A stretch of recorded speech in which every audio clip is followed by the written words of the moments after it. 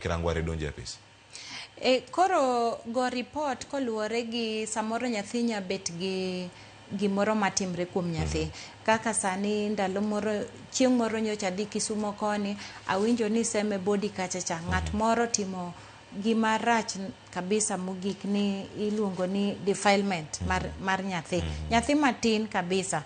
To gima dawacho ni samora mora ma gimoro timre kamano, jopiny ema konyowa, jok modak e area no. Wakwayo ni mondo tim report nikech wan gi line moro ni 116.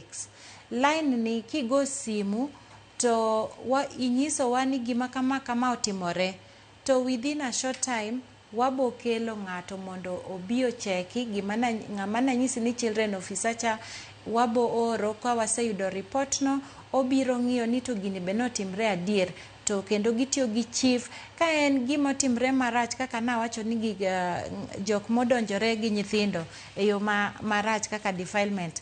Mago case mitero ka police immediately, kendo watiyo be gi jok miluongo ni community health promoters, jok manyichi winjo ni timo shagi.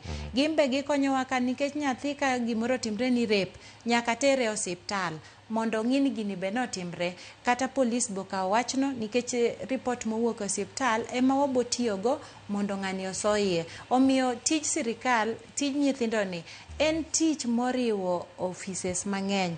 En tich mokinya timo ni department achiel.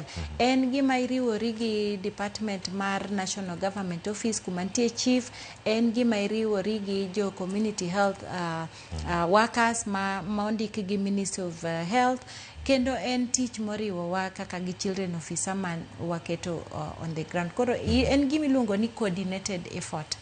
Yes. Kamen coordinated kae, anyuola maonge kod nyalo mano